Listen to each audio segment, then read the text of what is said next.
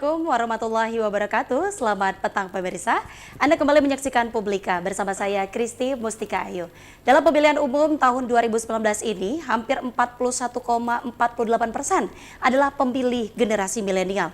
Dan tentunya dengan angka tersebut cukup signifikan membuktikan bahwa generasi milenial cukup akan memberikan banyak dampak terhadap pemilihan di tahun 2019 ini sendiri.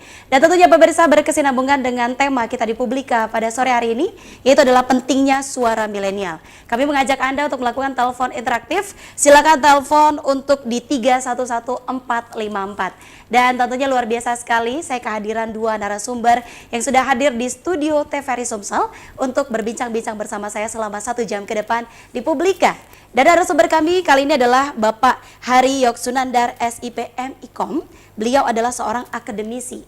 Dan tentunya kedua kami hadirkan pula ini adalah generasi milenial yang akan kita kupas dan kulik seperti apa nanti mereka akan memberikan suaranya di 17 April di pemilihan umum 2019, yaitu Nikmatul Hakiki Febri Awan.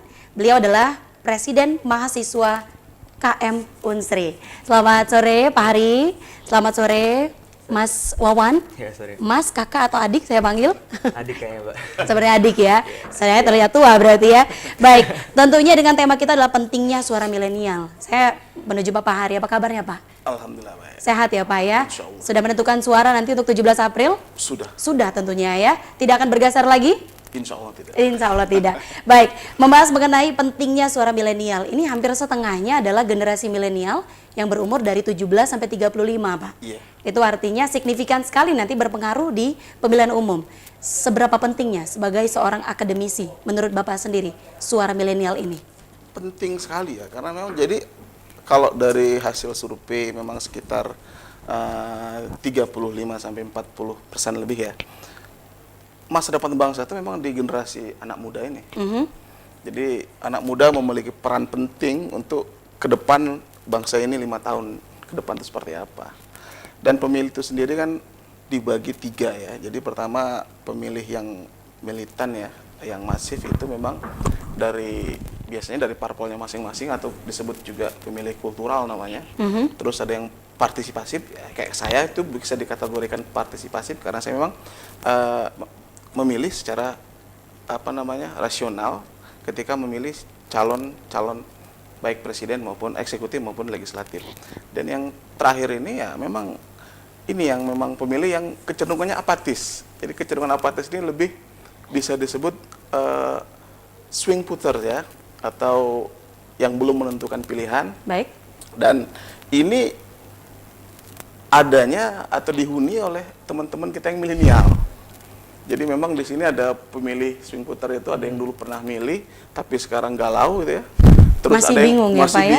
Padahal tinggal 1 minggu lagi ini. Terus ada yang memang belum memilih karena Baik. tadi memang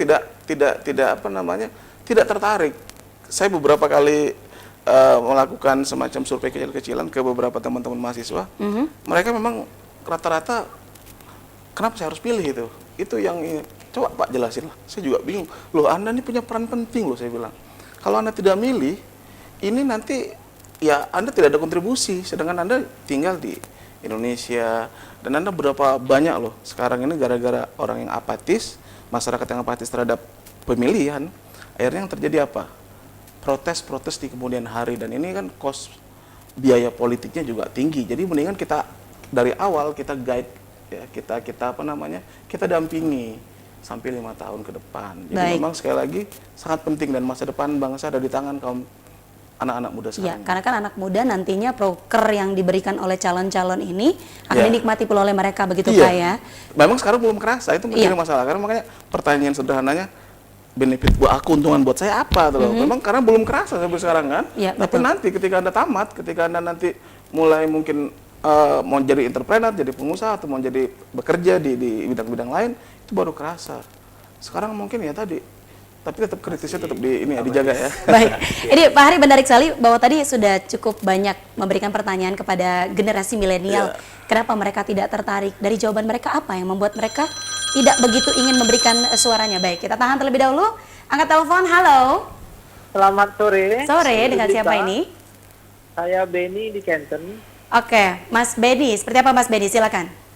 Gini, kan temanya pentingnya suara milenial. Saya orang milenial, saya tahun ini tahun kedua Pilpres milih, tapi sayang sekali, maksudnya saya di tahun kedua ini dari tahun pertama nggak pernah nama saya masuk di DPT gitu. Oke.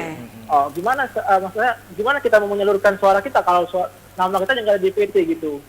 Ini menjadi perhatian bagi KPU, untuk memverifikasi data itu di tingkat RT kalau bisa. Baik. Jadi itu yang penting bagi kami suara milenial, penting untuk membangun bangsa ini. Itu Ya. aja, terima kasih. Baik. Terima kasih Mas Benny. Mas Benny sudah ingin menyumbangkan suaranya, namun sepertinya jalannya belum diberikan begitu. Apa yang harus dilakukan ini, Mas Hari, menanggapi Mas Benny? Ini yang bagus ya. Jadi kaum milenial yang sadar dan dia yang mencari tahu nih. Cuma memang mencari tahu sekarang sudah semakin mepet ya. Iya. Sayang sekali Mas Benny. Tapi gini, coba lapor ke ini, ke apa namanya, ke pemerintah tempatan, misalnya dari RT sampai ke kelurahan, itu masih bisa tidak diurus masalah DPT, karena kalau syaratnya kalau misalnya ada KK saja dan KTP itu masih bisa diurus. Cuman saya tenggang waktu yang saya belum tahu karena sudah 1 minggu Iya ini. betul, sudah H-7 Sudah begitu Pak H-7 ya. karena kalau DPT itu kan sudah dipublikasikan soalnya oleh KPU di daerah mana-mana saja dengan jumlah-jumlahnya tadi, dan kalau misalnya ada tambahan itu juga harus punya reason kan, ada alasan. Ini yang saya silakan tanya ke ini aja, ke pemerintah setempatnya aja. Baik. Ke kelurahan. Karena memang agak sedikit riskan apabila jumlah pemilih yang sudah dijumlahkan bertambah begitu atau berkurang Pak ya. Berkurang, dan ini tidak bisa langsung kita datang hari ini nyoblos bahwa ini, kecuali ya kalau nama kita belum tercantum di DPT sepertinya memang tidak bisa ya. Tapi kalau sudah tercantum di DPT belum dapat surat pemanggilannya, itu mungkin masih bisa dengan menunjukkan surat domisili tadi atau surat keterangan. Baik, dan untuk Saudara Benny bisa langsung Ditanyakan saja. mendatangi pemerintah setempat, Iya. mungkin kelurahannya seperti Iya. itu Pak ya, untuk bisa memperjuangkan suaranya demi kedaulatan Harus diperjuangkan, Indonesia. Mbak. Iya betul sekali. Baik, saya menuju Saudara Awan ini ya. Sebagai generasi milenial, sudah banyak yang bilang bahwa suara Anda begitu penting. Bagaimana menanggapinya mewakili generasi yang lain?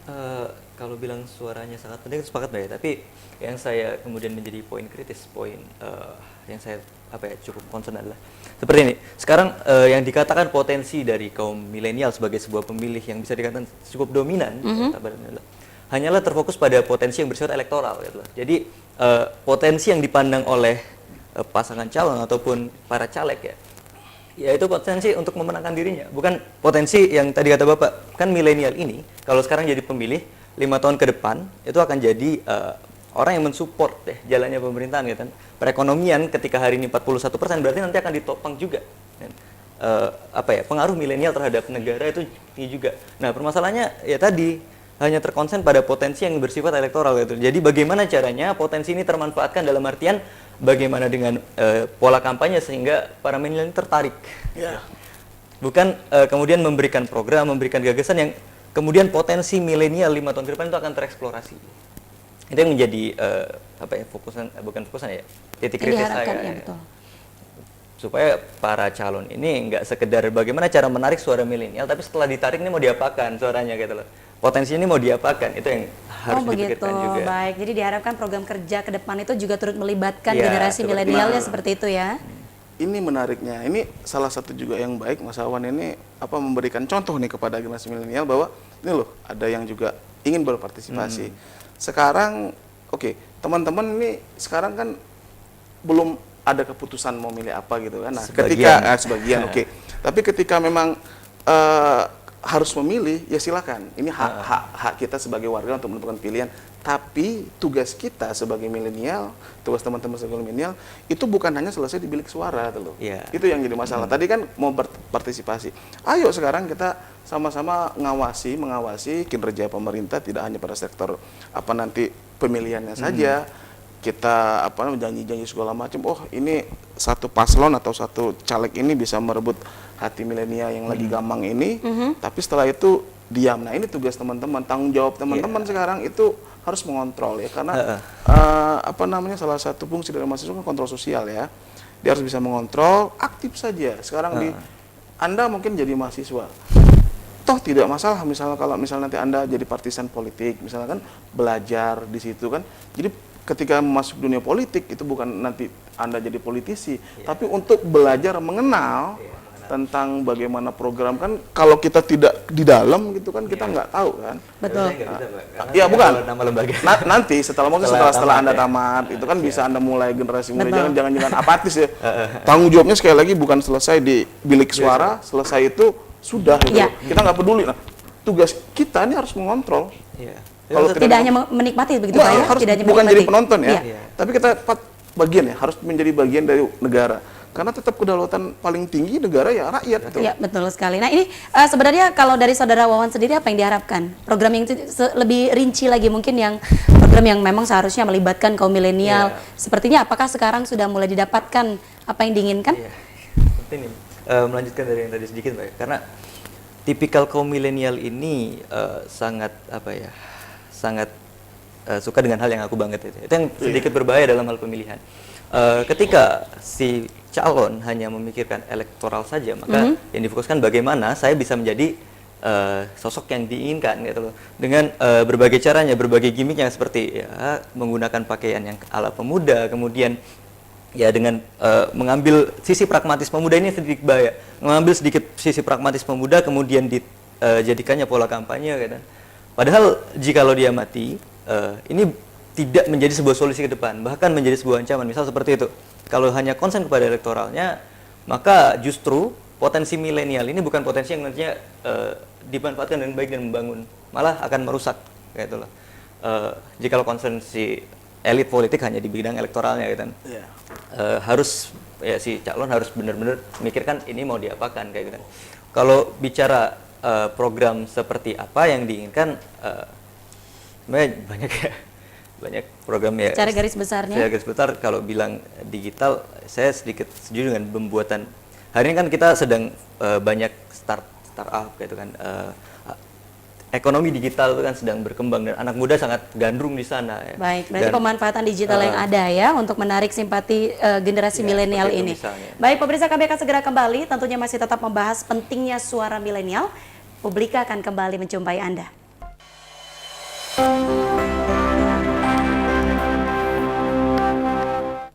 Baik, pemirsa, Anda masih menyaksikan Publika dengan tema pentingnya suara milenial, dan tentunya pemilihan umum 2019 sudah di depan mata. Kurang dari 7 hari kita akan langsung memberikan aspirasi suara untuk seperti apa 5 tahun ke depan Republik Indonesia ini sendiri. Baik, kita lanjutkan perbincangannya. Saya menuju Bapak Hari kembali, Pak.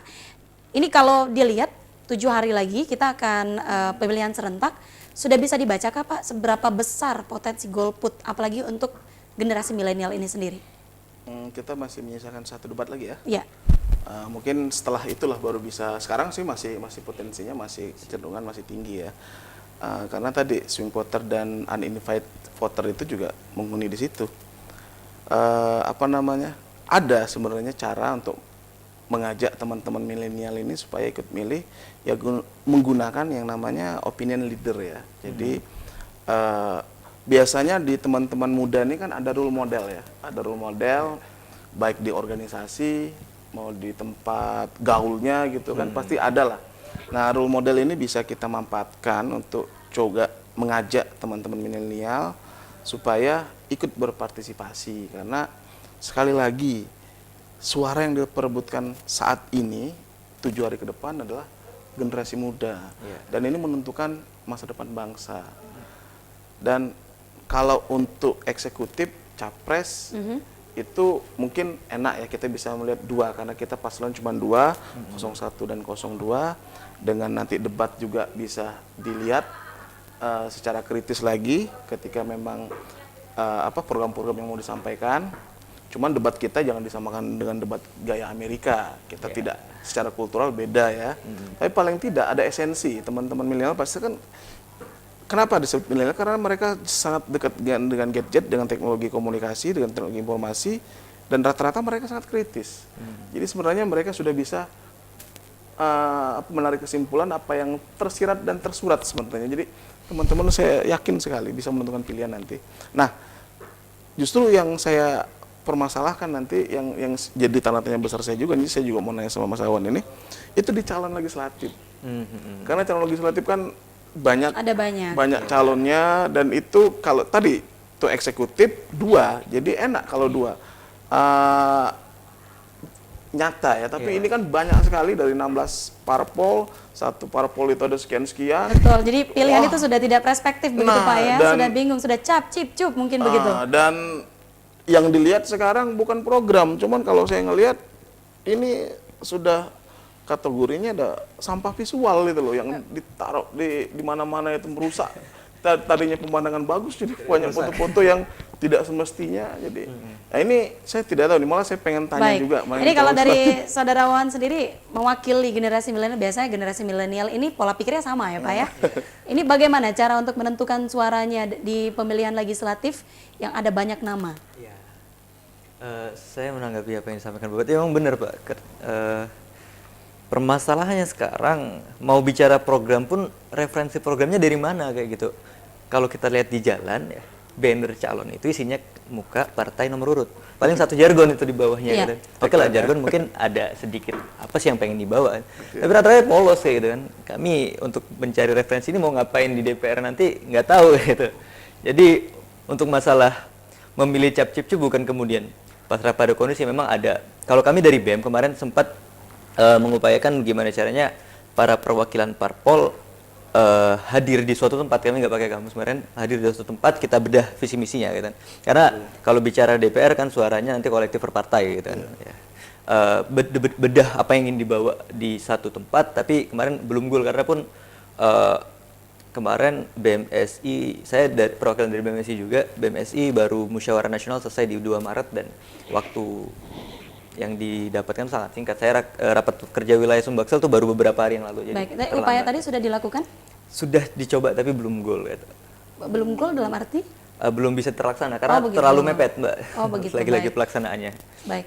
Tapi kan bukannya harusnya untuk membedah visi misi tidak harus berkumpul, Ya. satu orang pun bisa langsung membedah visi misi dari calon-calon Nah, sendiri?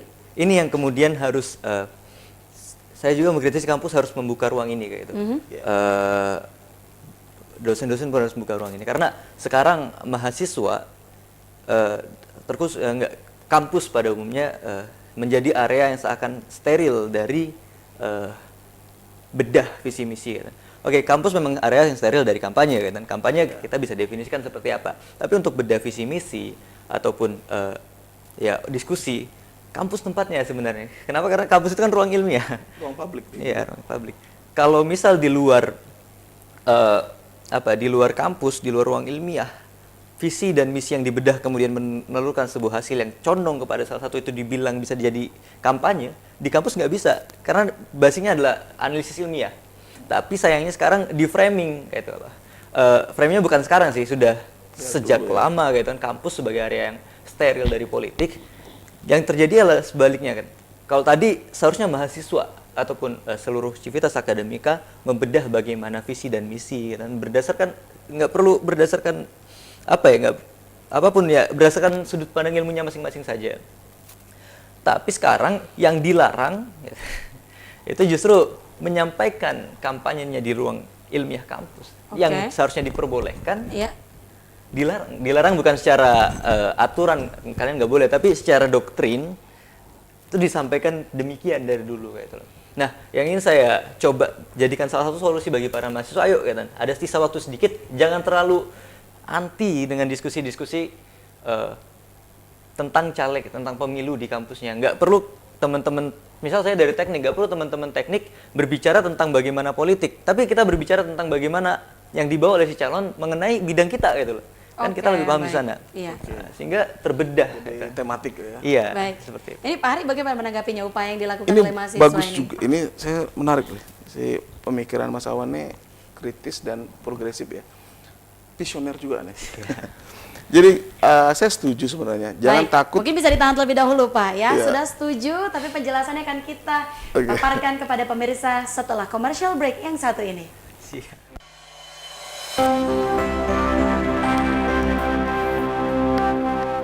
Terima kasih pemirsa Anda masih menyaksikan Publika dengan tema pentingnya suara milenial. Kami masih mengajak Anda untuk melakukan telepon interaktif di 311454.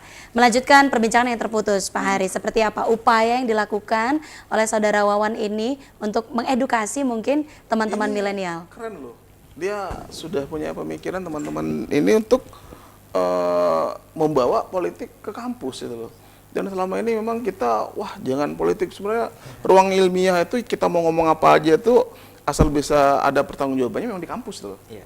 Jadi enak, bukan bebas nilai ya, tapi paling tidak kita kenapa membahas ini karena ada alasan secara ilmiah, secara saintifik dan sebagainya untuk kepentingan pengetahuan gitu ya, ilmu pengetahuan. Nah, sekarang memang agak kecenderungannya kenapa sih tidak dilarikan, kita undang tapi yang undang teman-teman dong, jangan nanti dosennya atau petinggi kampusnya. Ini saya dan teman-teman ngundang, dan kalau bisa memang kalau ngundang semua harus diundang dengan porsi yang sama supaya adil dan merata. Jadi tidak ada tendensi keberpihakan ke A, B, C dan D gitu ya dan seterusnya. Jadi harus sama. Mudah-mudahan memang ini nanti terlaksana, ada edukasi politik. Dan ini jangan hanya pas ketika pemilihan saja, itu masalahnya. Harus berjalan setahun dan tetap dikontrol. Makanya ini kan balik lagi ke masalah yang agak bingung tadi, yang membingungkan masalah pemilihan calon legislatif ya, untuk baik tingkat DPR RI, DPRD, kabupaten dan kota gitu ya. Nah, agak bingung memang ketika dengan nama yang banyak, dengan waktu dan ruang yang sangat terbatas untuk menyampaikan, dan dialog itu juga sangat terbatas juga ya. Teman-teman pasti bingung. Nah, di sini juga saya ingin menambahkan ya, untuk salah satu mungkin solusi untuk hubungan ini, teknologi informasi sudah semakin luar biasa ya. Ini teman-teman harus bisa juga melihat track recordnya, kan gampang. Anda googling aja itu sudah tahu tentang visi misi parpol, juga yang membawahi caleg-caleg itu kan juga sudah tahu ini arahnya kemana, mau dibawa kemana.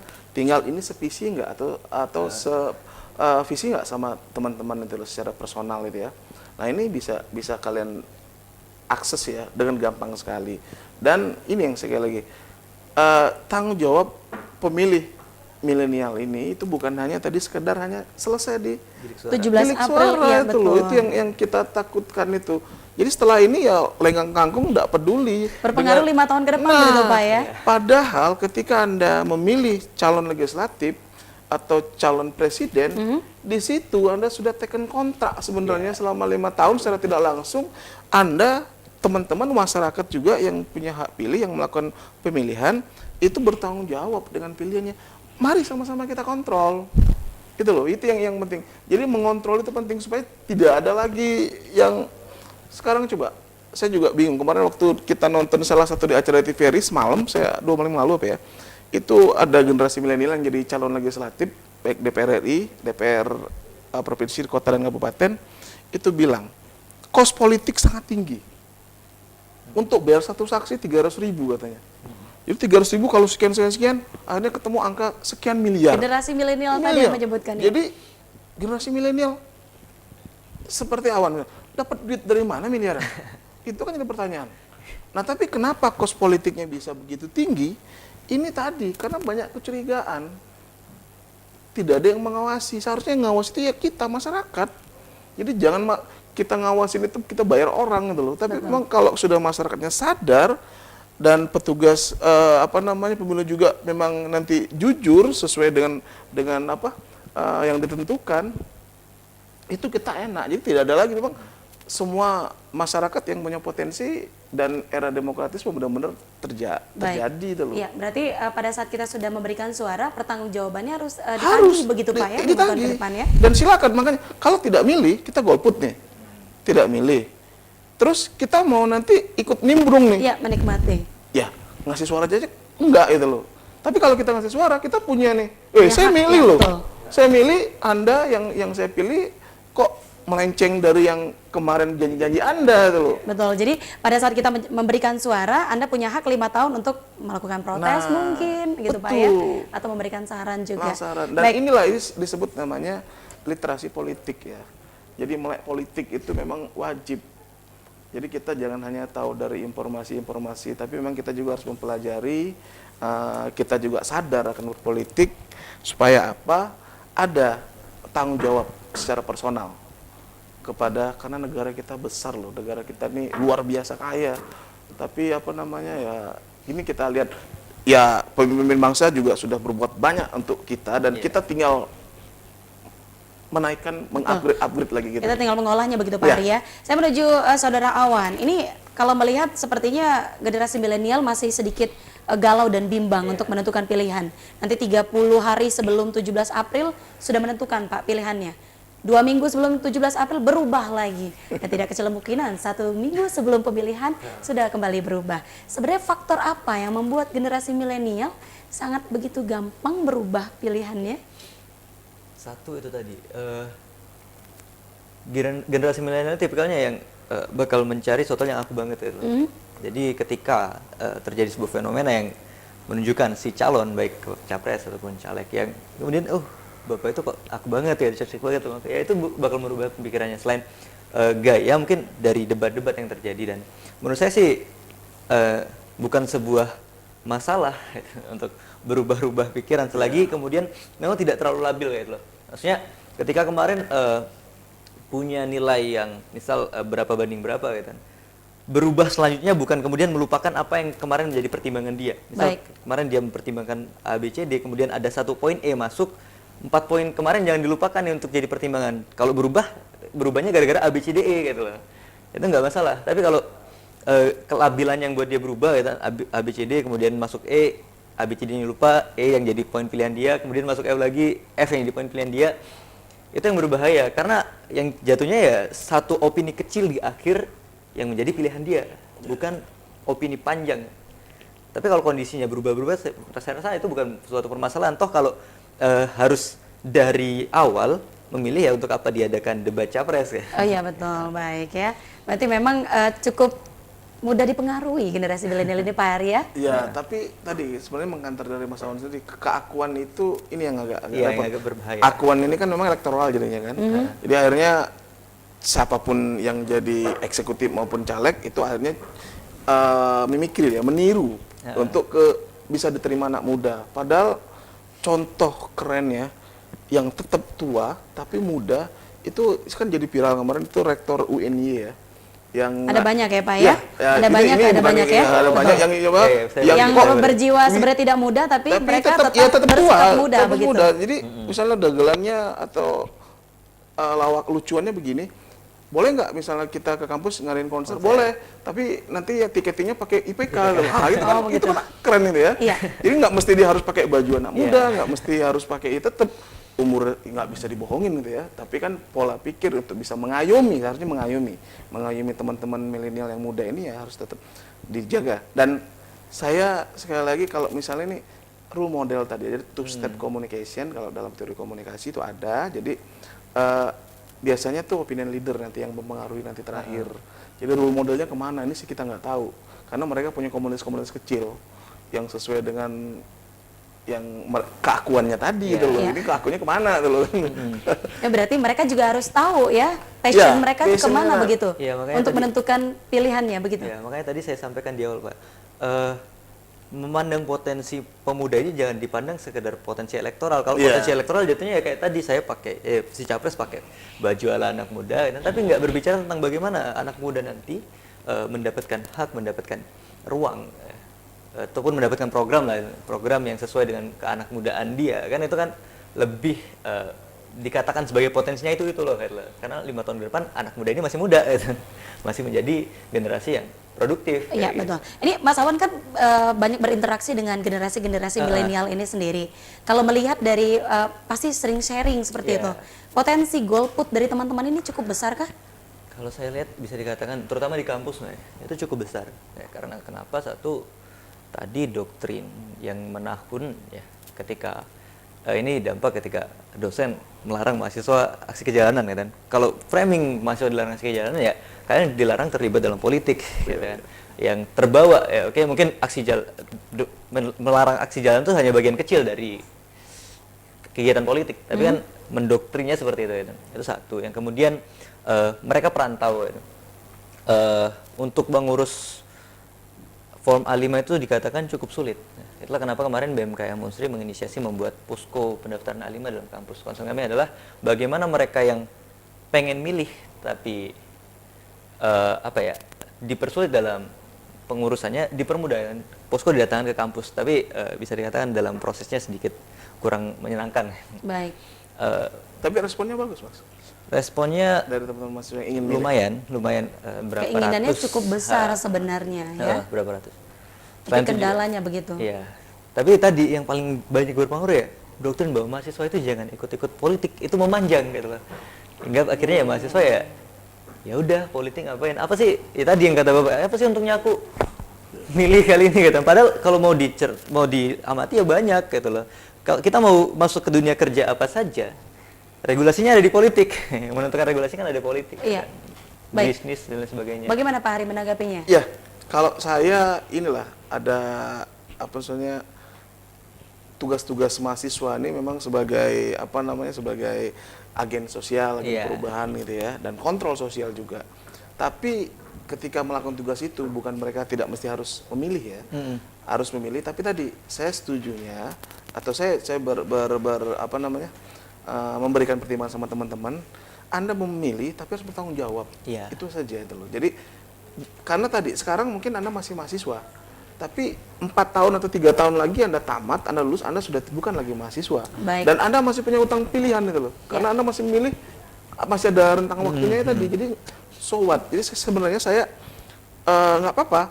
Kontrol sosial di mahasiswa kepada pemerintah itu wajib, harus. Malah kalau tidak, untuk apa kampus didirikan gitu kan? Iya. Betul. Hitung-hitung nabung begitu Pak ya. Nah, Pilih sekarang, dinikmati 5 tahun yang akan datang. Tapi ada tanggung jawab. Saya pikir jadi bukan hanya selesai di bilik suara. Dan silakan sekarang. Kalau saya sih sepakat anak-anak muda sekarang harus coba belajar di parpol atau main ke parpol. Jadi kalau misalnya di Korea ada wajib militer, kita wajib parpol. masuk parpol. Walaupun cuma 1 tahun, paling tidak Anda tahu nanti literasi politiknya jadi tahu. Ya walaupun untuk literasi politik atau melek politik tidak mesti di parpol ya. Baik. Banyak wajib. Tapi Ya. paling tidak Anda bisa belajar gratis loh. Silakan. Kalau tidak setuju ya keluar lagi. Betul, berarti sebelum menyumbangkan suaranya paham terlebih dahulu mengenai nggak politik apa-apa, gitu tuh. Pak Hari ya. Silakan pilih. Baik, pemirsa kami akan segera kembali setelah pariwara berikut ini. Tetaplah bersama kami di Publika.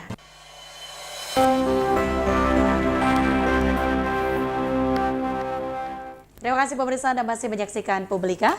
Melanjutkan perbincangan kita mengenai pentingnya suara milenial bersama dengan narasumber kami. Baik, saya menuju Pak Hari. Pak Hari, ini tinggal 7 hari lagi sebelum masyarakat Indonesia memberikan partisipasi suaranya untuk kemajuan Indonesia 5 tahun ke depan. Potensi golput pasti ada Pak ya, Masih terutama di ada. Sumsel ya. Tapi kita masih akan melihat debat terakhir yang nantinya Kalau akan untuk presiden untuk ya. presiden begitu. Masih menentukan. Dan tentunya untuk pemilihan legislatif juga sudah ada sepertinya ya, bau-bau akan ada golput begitu. Iya, tadi karena agak berbeda antara Iya. eksekutif dan Ya, legislatif itu aja. Kecenderungannya kalau eksekutif kan lebih Iya. gampang gitu ya, karena 2 calon dan sangat masif sekali untuk mereka bersosialisasinya. Tapi yang caleg ini yang memang kita agak bingung nih gerakannya kemana-mana nih. Baik, upaya Tapi- apa yang harus dilakukan Pak untuk memaksimalkan sekarang kan menekan gini, golput itu? waktu kan sudah semakin mepet ya. Iya. Waktu semakin mepet dan teman-teman itu kan tadi saya setuju awalnya mereka punya niat, punya apa namanya? Inisiatif punya ya, keinginan, ya, betul. punya keinginan untuk memilih, cuman tadi data tidak punya. Nah, sekarang kita harus proaktif. Kita harus proaktif, silakan teman-teman cari di berbagai informasi mengenai calon legislatif yang apa namanya? Yang mencalonkan, tentukan pilihan dan mari kita kontrol. Dan diskusikan sama tadi role modelnya masing-masing di tempatnya masing-masing. Misalnya tadi hobinya apa, misalnya ke teater mungkin sama senior-senior di sana, atau yang teman-teman di Mapala ada senior-senior di sana ngobrol masalah bukan hanya kegiatan yang ini tapi kegiatan yang lebih apa sih Bang, apa sih Mbak, kita ke depan ini seperti apa, kasih masukan untuk kita. Karena apa? Saya yakin teman-teman akan lebih percaya sama role modelnya itu dibanding sama orang yang ketemu di jalan kan, atau orang yang coba menyebarkan informasi-informasi yang tidak betul kan. Saya yakin teman-teman pasti lebih percaya secara interpersonal kepada yang dekat. Dan itu yang sekarang tugasnya harusnya di mereka. Disadarkan mereka juga. Ini saya mengajak ke abang-abang kita, mbak-mbak kita, kakak-kakak kita, tolong adik-adiknya ini memang harus diedukasi secara politik ya. Sebagaimana sekali lagi sayang kalau ada hak tidak kita gunakan. Tapi kalaupun memang itu pilihan ya ini juga ke hak masing-masing ya. Asal jangan jadi bahwa golput adalah tren anak muda, itu yang kita hindari Iya, ya. betul. Jangan sampai jadi tren. Kalau tren itu tidak baik gitu loh. Kalau trennya baik sih oke, kita dukung. Tapi kalau tren golput itu kan sangat merugikan ya. Sudah cukup banyak sekarang Pak generasi milenial yang mencanangkan bahwa dirinya akan golput. Tapi juga ada yang mencanangkan partisipasi swing voter itu loh, PSF itu juga ini lagi diinisiasi, itu bagus loh. Jadi seharusnya teman-teman masuk ke situ, itu tempat edukasi politik. Di inisiasi di Jogja kalau tidak salah, di Mas Said kalau nggak salah, itu menginisiasi partisipasi swing voter di situ. Jadi mereka yang nggak galau masuk ke situ bertanya, boleh di situ. Nah ini juga teman-teman bisa juga seperti itu. Jadi harus punya wadah, jangan sampai tercerai-berai. Tadi tidak menentukan pilihan, tapi kalau misalnya itu wadah, walaupun secara personal hanya masing-masing. Baik. Jangan sampai yang mau dipengaruhin gara-gara iming-iming tertentu. Masih muda tuh loh. Jangan gampang terpengaruh begitu Pak ya. Serangan pajar segala macam, memang kita nggak peduli tuh loh, nggak ada urusan sama itu kan gitu kan. Iya. Baik, ini tersisa 7 hari lagi saudarawan ya untuk memanfaatkan waktu yang ada untuk menentukan pilihannya. Seperti sudah disampaikan oleh Pak Hari tadi, seperti apa kalau dari Awan sendiri? Kalau saya seperti ini, Mbak. Penyebab hari ini pemuda ataupun anak milenial ini masih bingung itu kan banyak. Kita bagi aja lah, mereka ada yang nggak peduli, ada yang sudah peduli kan. Untuk yang nggak peduli ini cukup susah untuk disentuh kan. Di sini peran dari satu parpol ataupun si calon harus turun kayak itu kan.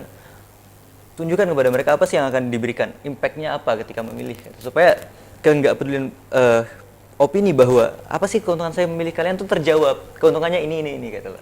Itu untuk yang benar-benar nggak peduli. Lalu paradigma dari orang-orang yang berpengaruh seperti dosen ataupun yang lain sebagainya tentang mahasiswa nggak boleh berpolitik, ini tolonglah dihilangkan gitu. Politik itu ya harus dilakukan oleh seluruh entitas kan, masyarakat, mahasiswa, dari wong kampung sampai seluruhnya itu harus ikut-ikut harus berpolitik, harus dicerdaskan politiknya kan. Itu yang harus dihilangkan. Untuk yang peduli, saya masuk ke tadi, apalagi yang peduli dan berpengaruh.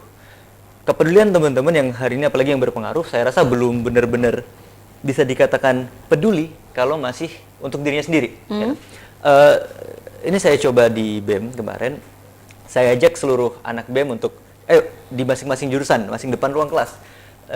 Saya selalu bilang kayak gini, cita-cita besar saya tentang pergerakan mahasiswa itu bukanlah aksi massa besar-besaran, tapi di setiap depan ruang kelas mereka nggak lagi diskusi tentang tugas kita apa, tugas yang maksudnya PR yang dikasih dosen itu apa, tapi bidang ilmu mereka digunakan, negara ini kondisinya seperti apa dan bidang ilmu kita bisa menanggulangi seperti apa. Nah, dalam rangka pemilu ya, ayo depan kelas kita coba buat diskusi yang tadi yang mengarahnya pada pemilihan umum ini gitu kan.